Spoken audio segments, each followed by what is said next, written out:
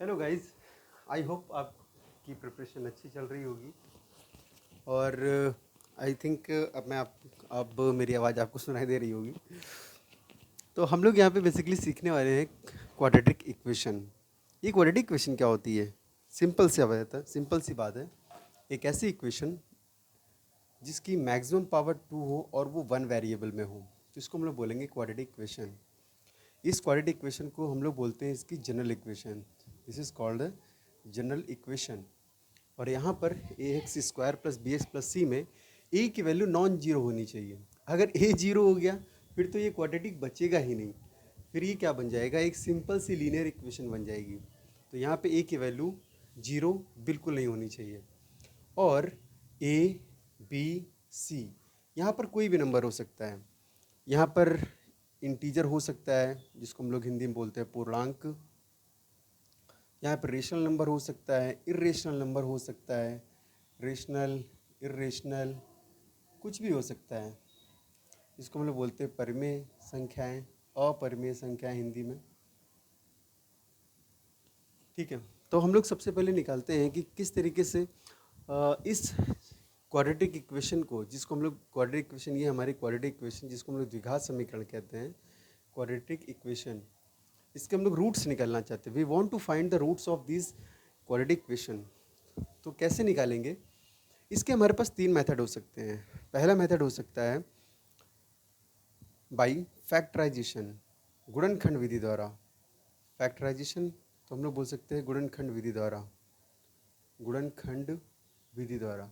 और second method हो सकता है बाई श्रीधराचार्य, श्रीधराचार्य। इसको हिंदी में भी लिख दूँ या फिर इंग्लिश में लिखो, ये तो नाम है तो फिर ये तो बदलने वाला नहीं है, श्रीधराचार्य विधि। और नंबर थर्ड है by making perfect square, by making perfect square. ये जितना भी ये क्वाड्रेटिक इक्वेशन है, ये जितने भी बोर्ड्स हैं, यूपी बोर्ड हो चाहे सीबीएसई बोर्ड चाहे आईसीएसई बोर्ड, सारे के सारे बोर्ड्स में कॉमन है ये। और क्वाड्रेटिक इक्वेशन बहुत ही कोर सब्जेक्ट है, बहुत ही कोर कह सकते हैं कि चैप्टर है, जो कि इतना इम्पॉर्टेंट है कि इवन आप सोच सकते हैं कि आईआईटी के लिए कंसिडर किया जाता है। जब भी आईआईटी का एंट्रेंस होता है तो क्वाड्रेटिक इक्वेशन उसका एक अभिन्न सिलेबस है। तो हम लोगों को क्वाड्रेटिक इक्वेशन पता होनी चाहिए क्या है। और क्वाड्रेटिक इक्वेशन हम लोग बेसिकली निकालना क्या चाहते हैं? रूट्स। हमारा जो सबसे पहला टारगेट होगा वो हम लोगों का निकालना होगा, हम लोगों को निकालना होगा रूट्स। इसको हिंदी में बोलते हैं मूल निकालना। ये मूल क्या होता है अभी हम लोग जस्ट 2 मिनट में समझने वाले हैं। पहले तो ये समझते हैं कि मूल कितनी विधि से निकलेंगे। तो ये हैं फैक्टराइजेशन मेथड से, श्रीधराचार्य मेथड से और बाय मेकिंग परफेक्ट स्क्वायर। और इसमें से सबसे पहला जो हम लोग सीखने वाले हैं गुणनखंड विधि। तो गुणनखंड विधि पहले बाद में सीखते हैं, पहले ये तो सीखे कि ये मूल क्या होते हैं।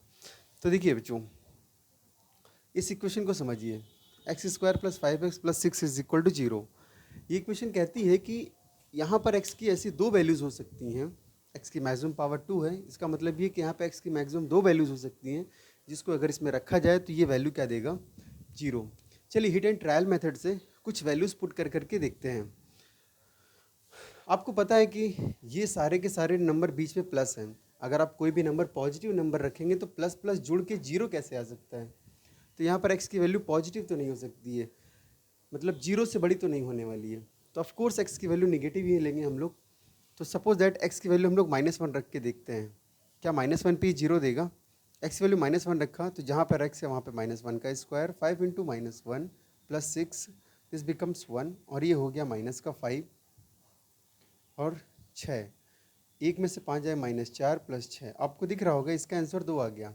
इसका मतलब x बराबर -1 जो है इसका कोई सॉल्यूशन नहीं है। तो मूल क्या होते हैं कि x की वो वैल्यूज़ जो इस इक्वेशन में पुट की जाए तो ये आंसर हमें क्या दे दे? 0 दे दे। फॉर एग्जांपल x की वैल्यू हम लोग यहाँ पे रख के देखते हैं -2।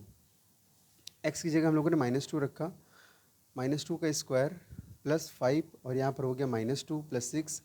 -2 का स्क्वायर करेंगे आ जाएगा 4, 5 2 जो हो गया 10 प्लस 6, और आपको दिख रहा होगा ये 4 में से 10 जाएगा -6 प्लस 6, और ये कैंसिल आउट हो जाएंगे और आंसर आ जाएगा 0। तो बस हम लोग बस ये पता चल गया कि x बराबर -2 इस क्वाड्रेटिक इक्वेशन का एक रूट है।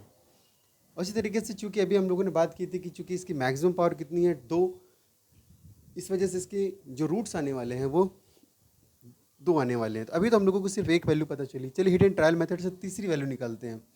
एक्स इज इक्वल टू -3 रख के देखिए। एक्स जगह जैसे आप -3 रखेंगे तो हो जाएगा -3 का स्क्वायर प्लस 5 इंटू -3 प्लस 6। तो कितना हो जाएगा? ये हो जाएगा 9, ये हो गया -15। इसको आप घटाएंगे तो -6 प्लस 6 और ये 0 आ गया। वाओ! तो इसका मतलब एक्स बराबर -3 भी रखने पर ये 0 देने वाला है। इसके अलावा अचंभित करने वाली बात है कि दुनिया में कोई भी ऐसा नंबर नहीं है इन दोनों नंबर्स के अलावा, एक्स बराबर -2 और एक्स बराबर -3, जो आपको इसमें अगर पुट किया जाए तो 0 दे सके। तो यही दो वैल्यूज़ है, एक्स बराबर -2 एंड एक्स बराबर -3, जो इसके रूट्स कहलाएंगे, मूल कहलाएंगे। क्यों?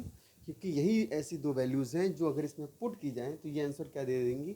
0। जैसे कि अभी हम लोगों ने यहाँ पे देखा कि एक्स बराबर -3 रखते हैं हम लोग तो आंसर 0 आया हमारा, और एक्स बराबर -2 रखा तो हमारा आंसर 0 आया। तो ये है फैक्टराइजेशन मेथड। ये है मूल, कि ये मूल क्या होते हैं बेसिकली। आपको पता होना चाहिए कि रूट्स होते क्या हैं। तो रूट्स क्या हैं बेसिकली? किसी भी क्वाड्रेटिक इक्वेशन की वो वैल्यूज़ जिसको अगर उस क्वाड्रेटिक इक्वेशन में पुट की जाए तो आंसर क्या दे दे? 0। ये है रूट्स। तो रूट्स निकालने के जैसे हम लोगों ने सीख लिए कि 3, जैसे कि हम लोग सीखना चाहते हैं 3 मेथड हो सकते हैं, फैक्टराइजेशन मेथड, श्रीधराचार मेथड और बाय मेकिंग परफेक्ट स्क्वायर। तो अभी हम लोग सीखना चाहते हैं बाय फैक्टराइजेशन। बहुत ही सरल है, बहुत ही सरल होने वाला है। और आप सभी से गुजारिश है कि सभी लोग एक कॉपी और पेन लेके बैठेंगे। जो भी इंपॉर्टेंट टर्म्स मैं नोट करने के लिए बोलूँ उसको नोट करना ज़रूरी है। मैथमेटिक्स आप ज़ुबान ऐसे ही मुँह ज़बानी नहीं सीख सकते हैं, आपको पेन और कॉपी का यूज़ करना ही पड़ेगा, थोड़ी मेहनत करनी पड़ेगी, उतारना पड़ेगा, प्रैक्टिस करनी पड़ेगी, तभी आप कर पाएंगे इसको। तो सबसे पहला है फैक्टराइजेशन मेथड। तो हम लोग ये सीखते हैं। आई थिंक आप लोगों ने इसको नोट कर लिया होगा।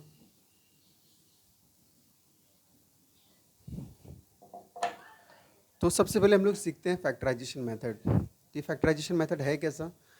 कक्षा 9 में, क्लास 9th में ये पूरा अभिन्न चैप्टर होता है पॉलिनोमियल्स, गुणनखंड। वहाँ पे ये सिखाया जाता है कि कैसे किसी जनरल इक्वेशन के रूट्स कैसे निकाले जाएँ, कैसे उसके फैक्टराइजेशन निकाला जाए। खैर आपको नहीं आता, फिर मैं आपको सिखाने वाला हूँ, तो don't worry, stay tune with me. तो देखिए, सपोज दैट यही इक्वेशन है x square plus 5l plus 6 is equal to 0, जो हमने अभी पहले ली थी। हम इसके निकालना चाहते हैं रूट्स, और किस विधि से? बाय फैक्टराइजेशन मेथड से। तो क्या करेंगे? सबसे पहले जो यहाँ पर वेरिएबल दिख रहा है, जो यहाँ पे कांस्टेंट दिख रहा है, जिसमें कि जिसको हम लोग कह रहे हैं सी के आप क्या करेंगे? फैक्टर। सी के फैक्टर बच्चों क्या क्या हो सकते हैं? अगर आप 6 के देखें तो हो सकते हैं 6 इंटू 1, और इसके हो सकते हैं 3 इंटू 2। हमें वो पेयर चुनना है जो जोड़ने पे ये बीच वाला नंबर दे दे हमें। तो आपको यहाँ दिख रहा होगा, इनको जोड़ेंगे तो 5 आएगा, और पर इसको जोड़ेंगे तो 6 और 1 7 हो जाएगा। तो हमें कौन दे रहा है हमारा रिक्वायर्ड पेयर? ये। तो हम लोगों को ये वाला पेयर चुन लेना है। तो ये हम लोग कैसे रखेंगे इसको? एक्स स्क्वायर, ये 5x को हम लोग 2 भागों में तोड़ लेते हैं, ये हो जाएगा 3x, ये हो जाएगा 2x plus 6 is equal to 0। दो के हम लोग यहाँ पे क्या बना लेंगे? पेयर। आपको दिख रहा होगा इसमें x कॉमन आ जाएगा, यहाँ से बचेगा x और यहाँ से बचेगा 3। 2 से दोनों डिवाइड हो रहे हैं तो 2 कॉमन ले लिया हम लोगों ने, x plus 3 is equal to 0 बचा। और इन दोनों में आपको दिख रहा होगा कि x प्लस 3 यहाँ पे कॉमन आ जाएगा, यहाँ से बचा x plus 2 is equal to 0। Wow! अब 2 नंबर्स के यहाँ पे मल्टीप्लाई हो रहा है और 2 नंबर्स को मल्टीप्लाई करके 0 आ रहा है। तो ऑफ कोर्स या तो ये 0 के बराबर होगा या तो ये 0 के बराबर होने वाला है। Either x plus 3 is equal to 0 और x plus 2 is equal to 0। So from here we get x is equal to -3। आप उसको x प्लस ये प्लस 2 को उधर लेके जाएंगे, बराबर आ जाएगा x बराबर -2। याद करिए, जस्ट अभी हमने पिछले ही कुछ देर पहले ही, कुछ सेकंड पहले ही देखा था कि कैसे x और x की वैल्यू -2 और -3 आ रही थी हिट एंड ट्रायल मेथड से, जो इस क्वाड्रेटिक इक्वेशन को सेटिस्फाई कर रही थी। मतलब इस -3 और -2 को यहाँ पे रख रहे थे तो उसकी वैल्यू क्या आ रही थी? 0 आ रही थी। वो तो हिट एंड ट्रायल मेथड था, इसमें कि हम लोग वैल्यू पुट कर करके देखते हैं। बट ये सटीक मेथड है, आपको ये मेथड आना चाहिए, फैक्टराइजेशन मेथड। इसमें क्या करना है? सी के फैक्टर करने हैं और इस तरीके से करने हैं कि ये हमें बीच वाला नंबर दे दे। मैं फिर से दोहराता हूँ इसको। ये है 6 और 6 के फैक्टर क्या हो सकते हैं? 6 इंटू 1, 3 इंटू 2, 3 दूनी 6, 6 कम 6 आ रहा है। इन दोनों को जोड़ेंगे तो 7 आएगा, इन दोनों को जोड़ेंगे तो 5 आएगा, और हमें कौन सा चाहिए यहाँ पे 5, तो हमें ये फैक्टर ले लेने हैं। इसको मैंने दो भाग में तोड़ लिया 5x को, इसके अकॉर्डिंग ये हो गया 3x, ये हो गया 2x। अब यहाँ पे हम लोगों ने दो दो के पेयर बना लिए, यहाँ पे x कॉमन आ गया तो x बचा x+3। यहाँ से देखिए 2 और 6 में 2 कॉमन आ रहा है, 2 ले लिया। अब देखा तो इन दोनों ब्रैकेट्स में x+3 कॉमन आ रहा है, यहाँ से x+3 कॉमन निकाले, बचा x+2। दो ब्रैकेट्स का मल्टीप्लाई होकर 0 आ रहा है, तो इसका मतलब है या तो ये 0 के बराबर होगा या तो ये 0 के बराबर होगा। और यहाँ से x बराबर -3 आया, x बराबर -2 आ गया। तो ये पहला एग्जाम्पल था जो फैक्टराइजेशन मेथड का। तो आई थिंक आपको ये समझ में आया होगा। आप इसको नोट कर लीजिए। हो सकता हो कि ये कुछ मैं जल्दी जल्दी बोल रहा हूँ, तो थोड़ा पेशेंस रखिए, वीडियो बस 5 मिनट के लिए बने रहिए। फटाक से दूसरा मेथड मैं जब बताऊँगा, दूसरा सवाल बताऊँगा एग्जाम्पल देके, तो आपको बेहद ढंग से समझ में आ जाएगा।